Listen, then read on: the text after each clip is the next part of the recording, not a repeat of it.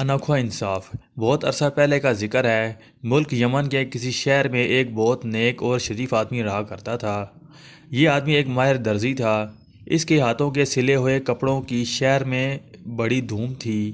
اس کا پورا نام تو کوئی نہیں جانتا تھا، مگر لوگ اسے عبدل کہا کرتے تھے، اور وہ اسی نام سے مشہور تھا۔ وہ زیادہ تر امیر خواتین کے لیے قیمتی ملبوسات سیا کرتا تھا، جو بہترین سلک اور براگٹ سے بنائے جاتے تھے۔ ان ملبوسات کے لیے وہ عام طور پر کپڑا بھی خود خریدا کرتا تھا۔ ایک روز عبدل کپڑا خریدنے کے لیے مارکیٹ گیا۔ جس کپڑے کی تلاش میں وہ اس وقت مارکیٹ پہنچا تھا، اس کپڑے سے اسے ایک امیر تاجر کی بیٹی کے لیے شادی کا لباس تیار کرنا تھا۔ کافی دیر مارکیٹ میں گھومنے کے بعد اسے دلہن کے لباس کے لیے قیمتی بروکیٹ کا ایک کپڑا پسند آیا۔ اس نے وہ کپڑا خرید کر اپنی ہاتھ گاڑی میں رکھ لیا۔ یہ ہاتھ گاڑی لکڑی سے بنی ایک ٹرالی نما چیز ہوا کرتی تھی، جس میں لوگ اپنا سامان خرید کر رکھتے تھے۔ ہاتھ گاڑی میں کپڑے رکھنے کے بعد عبدل اپنی پسند کا کوئی دوسرا کپڑا تلاش کرنے لگا، مگر جب وہ دوسرا کپڑا خرید کر اپنی ہاتھ گاڑی کی جانب مڑا تو وہ اپنی جگہ سے غائب تھا۔ عبدل نے ہر طرف اپنی ہاتھ گاڑی ڈھونڈی، مگر اس کا کہیں نام و نشان نہیں تھا۔ وہ خوب چیخا چلایا، راہ چلتے لوگوں سے پوچھا، مگر کوئی اس کی گاڑی اور اس میں رکھے ہوئے قیمتی کپڑے کے بارے میں کچھ نہ بتا سکا۔ چوری کی خبر مارکیٹ سے ہوتی ہوئی سارے شہر میں پھیل گئی۔ کچھ ہی دیر بعد ایک شخص اس چوری کے بارے میں باتیں کر رہا تھا کہ آخر یہ کام کس کا ہو سکتا ہے۔ عبدل کو اداس اور پریشان دیکھ کر اس کے چند دوست شہر کے مشہور قاضی عمر کریم کے پاس پہنچ گئے۔ عمر کریم کے انصاف کا چرچا دور دور تک تھا۔ وہ حیرت انگیز طور پر مشکل سے مشکل مقدمے کا حل ڈھونڈ نکالتا تھا، لہٰذا اس کی ذہانت کے سب قائل تھے۔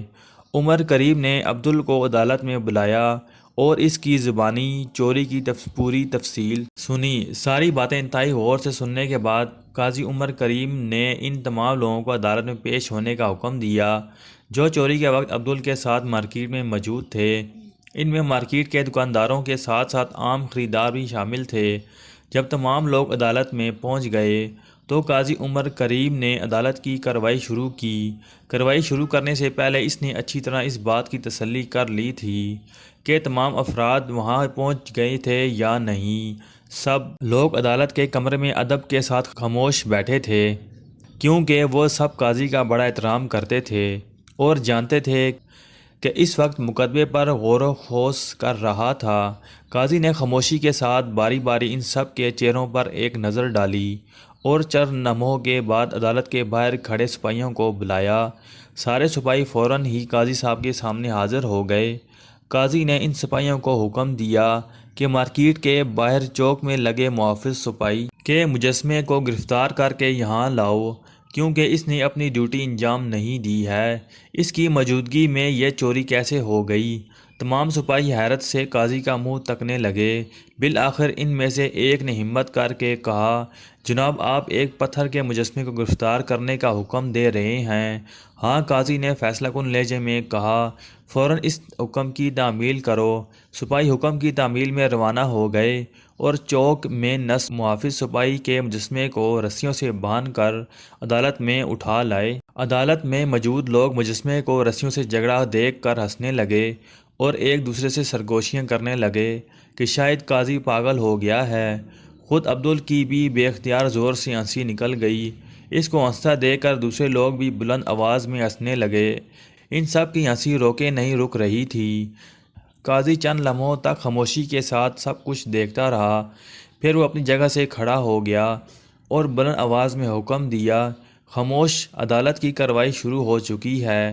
سب لوگوں نے اپنے قاضی کے چہرے پر چھائی سنجیدگی کو دیکھا اور ایک دم خاموش ہو گئے، کیونکہ وقت کی نزاکت کو محسوس کر کے وہ خاموش رہنے پر مجبور تھے۔ تم سب نے عدالت کی توہین کی ہے، قاضی نے غصے سے کہا، لہذا تم سب کو اس جرم کی پاداش میں جرمانہ ادا کرنا پڑے گا۔ اب تمام لوگ اپنی اپنی گردنیں جھکائے خاموشی بیٹھے تھے کہ قاضی ان کے لیے کیا سزا تجویز کرتا ہے۔ کچھ دیر سوچنے کے بعد قاضی نے کہا، جرمانہ یہ ہے کہ تم میں سے ہر ایک کو اس عدالت میں کپڑے کا ایک ٹکڑا جمع کرانا ہوگا۔ عدالت میں موجود تمام لوگوں نے سکون کی ایک سانس لی۔ کپڑے کو چھوٹا سا ٹکڑا دینا تو کوئی اتنی بڑی بات نہیں تھی۔ عدالت کے سپاہی ہر ایک شخص کے پاس جا کر کپڑے کا ٹکڑا وصول کرنے لگے۔ کسی نے اپنے لباس کا کونا پھاڑ کر دیا تو کسی نے اپنا رومال جرمانے میں پیش کر دیا۔ عبدالدرزی غور سے اس تمام کارروائی کا جائزہ لے رہا تھا، لہٰذا اس کی سمجھ میں نہیں آ رہا تھا کہ یہ سب کچھ کیا ہو رہا تھا، مگر پھر اچانک ہی وہ چلایا، یہ میرا کپڑا ہے۔ اس کی نظریں ایک شخص کے ہاتھ میں دبے بریگیٹ کے ایک ننھے ٹکڑے پر جمی ہوئی تھی جسے وہ سپاہی کو پیش کرنے جا رہا تھا۔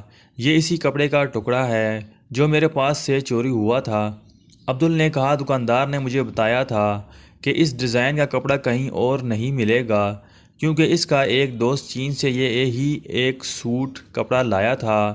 اس کا مطلب ہے کہ ہم نے چور کو تلاش کر لیا ہے۔ قاضی عمر کریم نے سنجیدگی کے ساتھ اعلان کیا۔ چور سر جھکائے خاموش کھڑا تھا۔ اب تمہیں اس چوری کی سزا دی جائے گی۔